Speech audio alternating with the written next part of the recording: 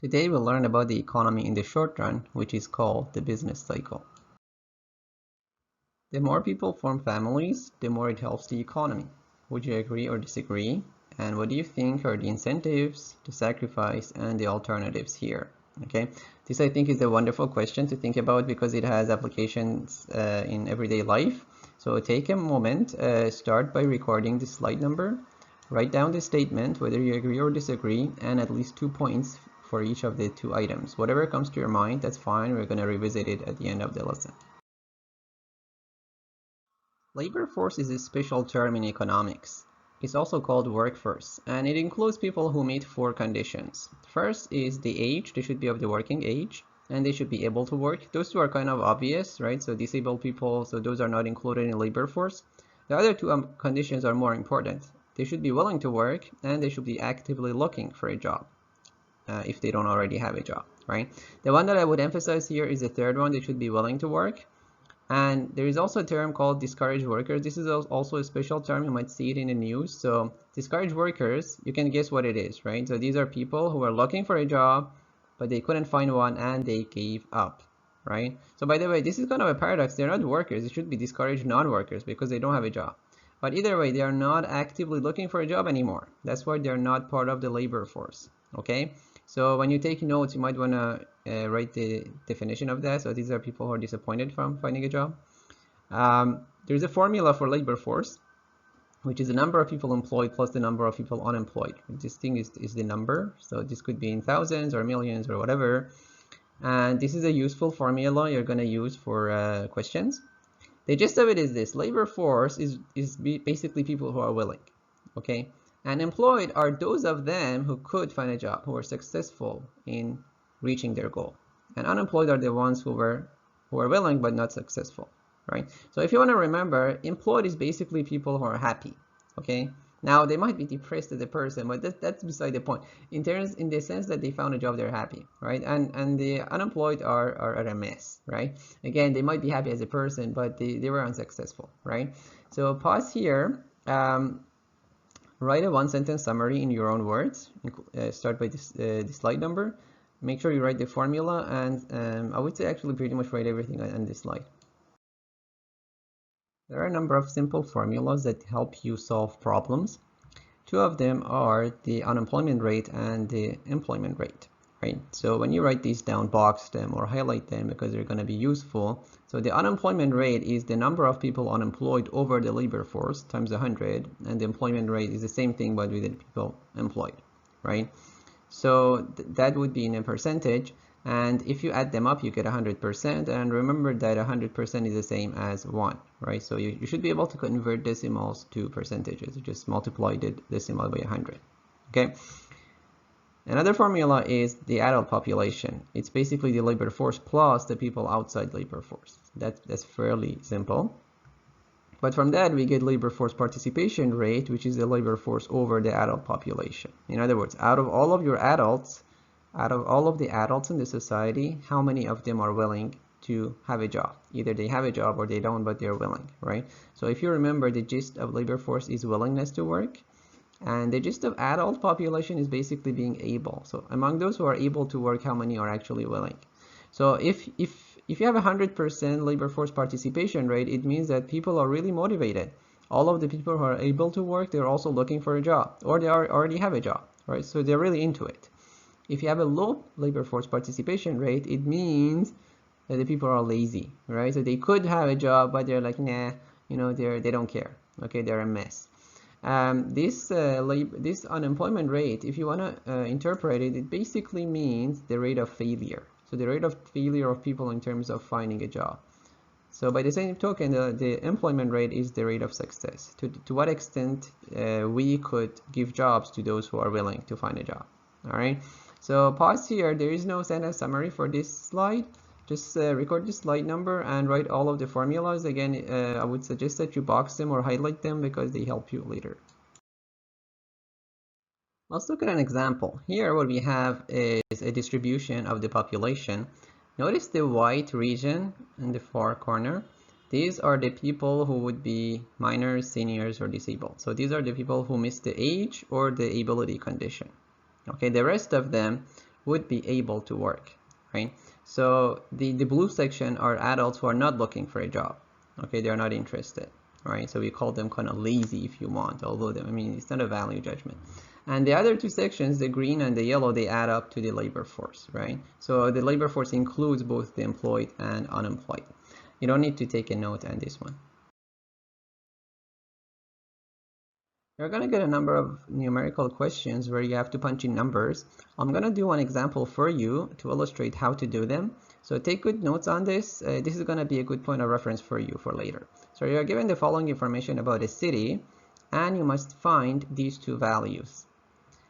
So you have to start by writing the formulas that you have. So this is important. I want you guys to do this in a structured way. So you have to be very organized. In the first case, for A, we are looking for the labor force participation rate. Okay, so the first thing you do is you write your formula, and it's important to show all your work. Okay, this helps you not get lost, and if you make a mistake, you can easily go back and fix it. Also, it helps me see that you are following the right procedure, and also I can give you partial marks in case you don't get the right answer, right? So do this in the way that I show you with all these steps. Now, if you notice in the formula, we know our labor force. It's given to us in a table, but we don't know the adult population. So you might be like, oh no, what have I done? Right? No problem, because we have another formula which gives us the adult population, and in this case, we know the labor force and we know the people outside labor force. Okay? So what you do is you take those two numbers, you add them up, and you can get your adult population. So I let you guys punch that in. And once you have that, you simply plug it into your original formula, punch that in, and you get your value. Now notice that there's a percentage sign because you multiplied it by 100%, so you must write the percentage sign and you box it at the end. So there are two ways. I think it's a good idea to write a sentence at the end of your question, just to indicate that this is the final answer, and you interpret it. So the labor force participation rate in the society is whatever percent. Also, keep up to 2 decimal places at least. As a rule of thumb, I would say 2 decimal places is a good one. If you want to have more, that's also fine, but don't have less. So pause here, record this slide number, and write down the whole question and the way I drove the answer for you. So take your time.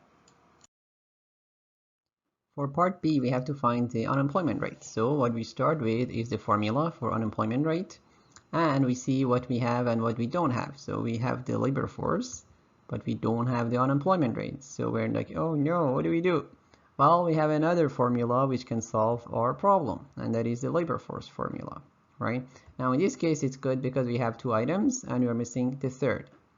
Now, do you remember when you have to move something from one side to another, right? That it changes sign, it becomes negative, yeah?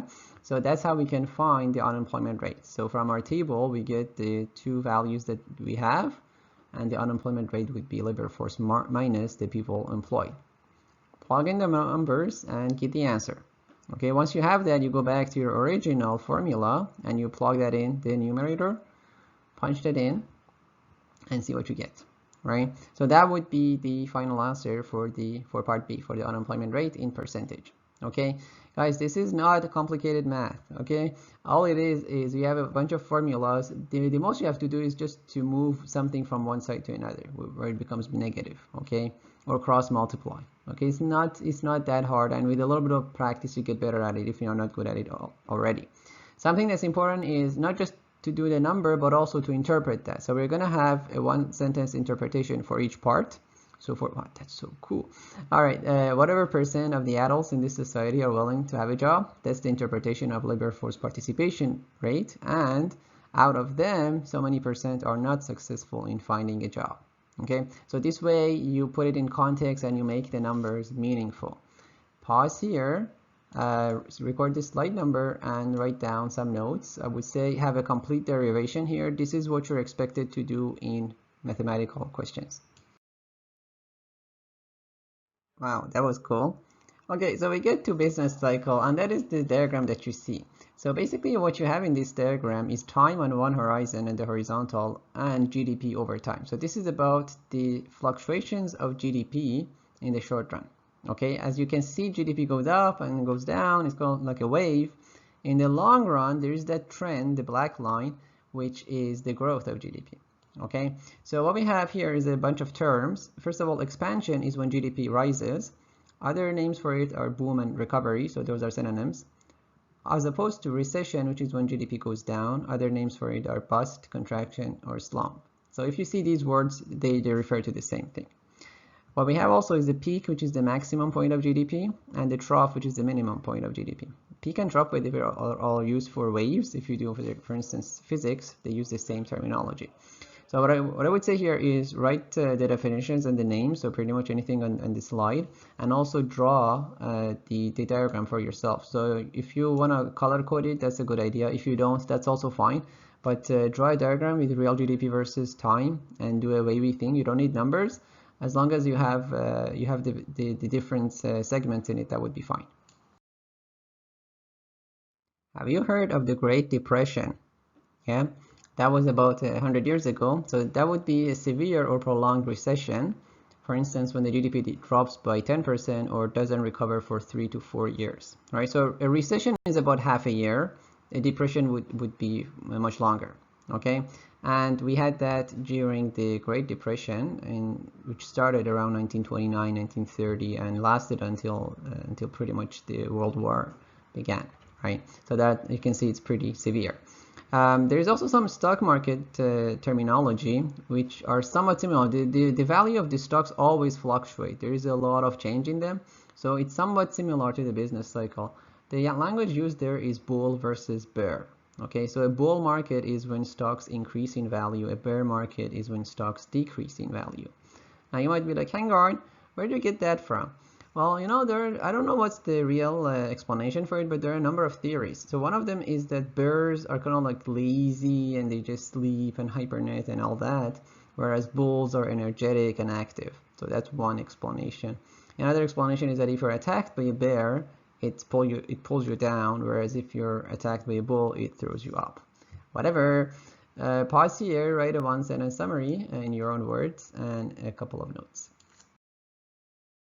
Let's compare the main differences of contraction versus expansion. So first of all, the definition is based on GDP. What is the state of GDP when we are in a contraction? Is it high or low? It's low and it's below our potential, right? So if you remember the PPC, you would be somewhere inside, okay? What about in expansion? It would be high and sometimes even above our potential. Or at least it's increasing, right? So that's how we define. Now, based on that, what can you tell me about employment? Let's say in a contraction, is the employment level high or low? If you want, you can think of the bakery example. If you're not baking a lot of bread, then you're not using much dough either, right? So the employment of resources is low, or in other words, unemployment is high. In the expansion, it's the opposite. You have full employment, or you might have even overemployment. So overemployment is kind of like overtime. Okay, now what about investment? Remember, investment is when the firms borrow to invest in their business, right? Now, if you're in a contraction, investment is likely to be low because the economy has slowed down and it's not promising, right? So everyone's like, what have you done? You know, this is a mess. I'm not going to invest. Whereas in an expansion, everybody's like, yay, let's invest. You know, it's promising. Now, you might be like, hang on, what about entrepreneurs? Right now, entrepreneurs are an exception because they would actually invest during a contraction and they would break the rule, right? But those are not common. Here we're talking about the majority of firms. Now, the politician's case is also interesting. Think of the government, the governing body. In which case would it be more popular, in a contraction or in expansion? Well, what you would have to look at is this idea of unemployment, right? That's what really matters. During a contraction, they would be unpopular because there's a lot of unemployment and people are not happy. During an expansion, they would be popular, right? Now, if you're talking about their opposition who are not in power, they would be the opposite, right? So the opposition would be like, what have you done? And they would say, hey, look at this government. These are the ones who made this mess. So vote for us and we're going to make it better, as if they will, right? So for the opposition, it can be opposite because they can take advantage of that for their propaganda. And it's also interesting that when there are elections, usually before the election time, the government does something to become popular, either creating jobs or you know, making people happy in one way or another, but that's always a short-term solution. Something that's super important is that more production means more jobs and less production means less jobs. In other words, GDP and employment go hand in hand. Okay, so the reason why we care about GDP, one of them is that we care about employment, right? So pause here. I would say copy this table down. You can make arrows if you want. You can change the wording and write the relationship between GDP and employment. You're gonna love this. We're gonna have another table where I want to make this even simpler for you so that you remember. So a contraction or a bust is kind of like when you're sleeping, whereas expansion is when you're awake. It's the wakeful state. Or if you want, contraction is like when you're ill, and expansion is when you're well. So sickness and wellness, right? Or contraction is like when the weather is cloudy, and expansion is like when the weather is sunny, right?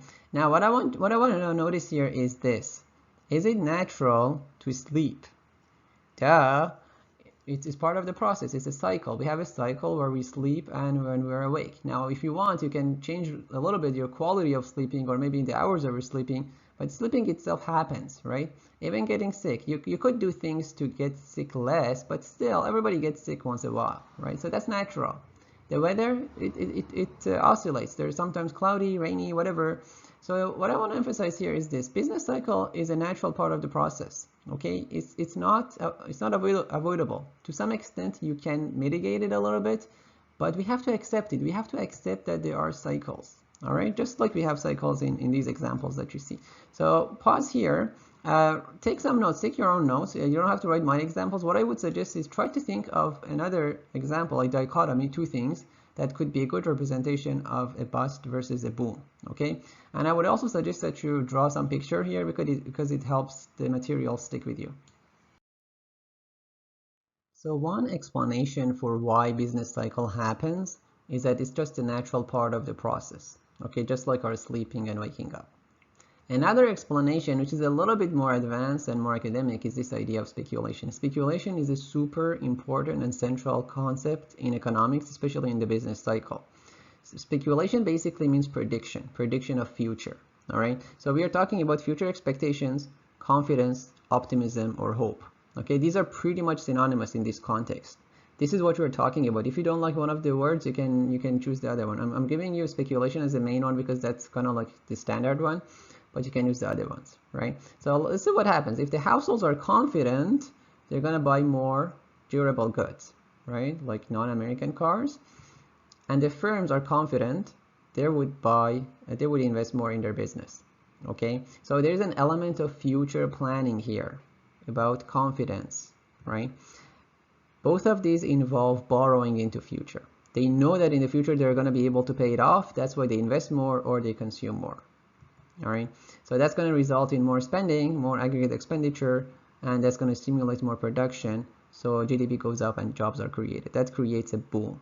Okay, the opposite of that is if there is an environment of uncertainty and fear for whatever reason, right? So there is a psychological element here, and that's where you get a bust. That's where you get a recession. Now, sometimes you get overestimation of a product's potential, especially of assets. Let's say the housing market, if you heard of that, the housing market crash in 2008 in the States, right? Or the Great Depression, right? That's also called euphoria or exuberance. If you don't know these words, you might want to look them up. It's basically overjoy into something or overestimating something, especially in the stock market. What happens is that people overinvest in it more than the value, and that creates a bubble. So if you've heard of a financial bubble, that's pretty much what happens, where there's an artificial boom, and then usually at some point people realize that, oh no, what have you done, right? And then you get into a mess, right? So that goes a little bit beyond the scope of the course, but the gist of it is this concept of speculation. They say that speculation is the mother of all evil, in the sense that it's speculation that creates these booms and busts, especially the booms. Pause here, write a one-sentence summary for this slide and some notes for yourself. Did you see that? It shattered. So here we have another diagram, and we want to compare growth versus business cycle. Notice in the diagram that the blue line is the growth. So a very good analogy here is that the growth is about the economy's climate in the long run, whereas business cycle is the weather in the short run. Okay, now notice the difference. climate is usually fixed for a region. It doesn't change that fast, but weather changes all the time. Every day is a different weather, right? So it's about matter of fluctuation. So growth is steady, whereas business cycle is more volatile, as you can see that in the diagram. Growth is more predictable, whereas business cycle is less predictable. So you get more certainty over the long run than in the short run. So basically the idea is this: if you zoom out, you get growth. If you zoom in, you get business cycle. The driving force of growth is technology and human capital, like the skills of people and education, whereas in business cycle we have speculation or confidence. That's the future security element. And what I want to emphasize again is that business cycle, the fluctuation, that's pretty natural. Okay, it's part of our life. Okay, it's cyclical in nature, like periods of illness and health. All right, so pause here, record the slide number and do a version. You don't have to redo the graph, but do the table and use your own words when you fill in the table, and you can make it shorter if you want. The Great Depression in the 1930s and the Great Recession in 2008 were financial bubbles. So once in a while we get them. Now, there are two main causes for them. One of them is artificially low interest rates by the central bank. Now remember, low interest rate is the cost of borrowing. So if the interest rate is low, it makes it very easy to borrow and easy to invest. The other cause is mispeculation or wrong speculating. So overestimating a booming asset market. So asset market could be stocks or housing. So for whatever reason, people are overestimating the potentials of a market and they think that the product is going to be more expensive later. Now, if they have that kind of expectation, they're like, hey, you know what? Let me invest in this market. Let me buy a lot of these stocks because later I can make money off of it. Now, what happens if everybody starts buying something? The demand for it goes up, and if there's more demand for anything, the price of it goes up. So that actually becomes a self-fulfilling prophecy. Right? So everybody's like, see, I told you the price is going to go up, see, in the same annoying way, but it's not a real price of it. It's just a reflection of the overestimation of the people, right?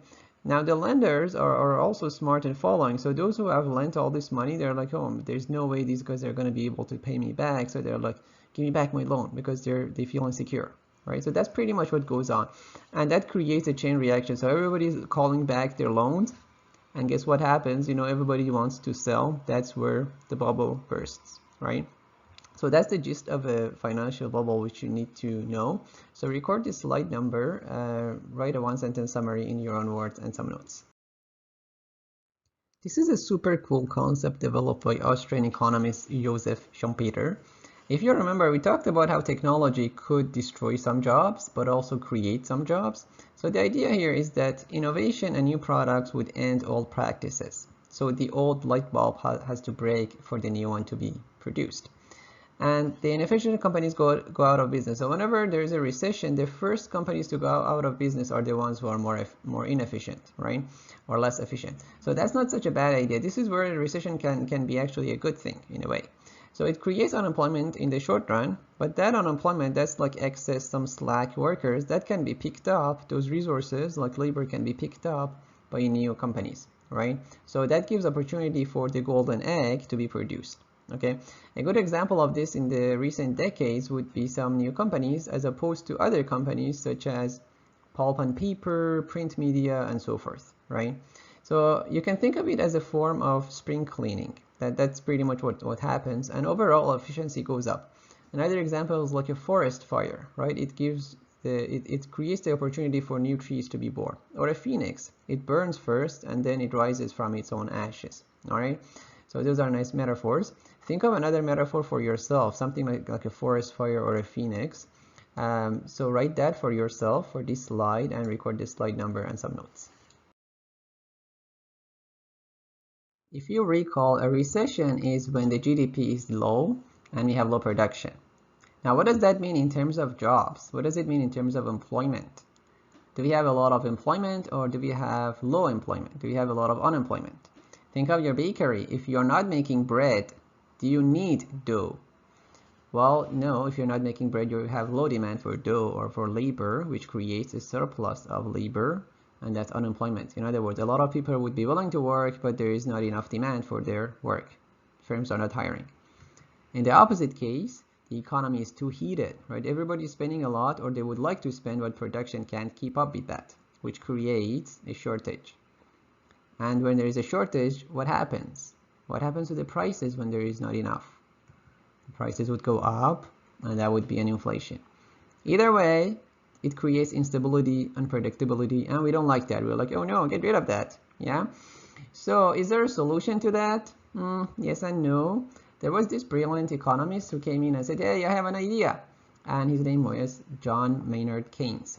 And he wrote his major book in 1936 during the Great Depression. So he was actually very influential, one of the most influential people in the 20th century. So his idea is known as Keynesian economics. It says that the government can reduce business cycle fluctuation. So it's about smoothing out things. So they can make things more predictable, they can create jobs, and they can control inflation. That was his main argument, and we're going to look into that. But before going further, I want to clarify how to pronounce his name, right? So this name, think of this. What is that? That's a cane, right? That's how you pronounce it. Just make it plural, you get Keynes, right? Keynes. Make sure you know how to do that, because some people have PhD in economics and they don't know how to pronounce the names. It's such a shame. So you say that a couple of times, Keynes. Pause here, record the slide number, one sentence summary in your own words, and a few more notes. Speculation is the main driving force of expansion and recession, which are defined by the level of GDP, and the oscillation of GDP is called the business cycle. When GDP is low, that's the same as having unemployment, which is a part of the labor force. If we have an expansion, there is a threat of having a financial bubble. If a recession is too long or too severe, that's called a depression. And a recession also provides the grounds for creative destruction, which can eventually lead to an expansion. The concept that I would emphasize here is speculation, which is the same as confidence, which you have seen before. So pause here and draw a concept map for yourself. And try to, if you would like to use my version, make at least 3 main changes to it. So change some of the order of things or add something to it so that it becomes yours. Thanks again for your patience. Let's go back to our original question. Would you say that more families help the economy or not? And take a couple of minutes to answer again at least 2 points for the incentives, for the sacrifice, and for the alternatives.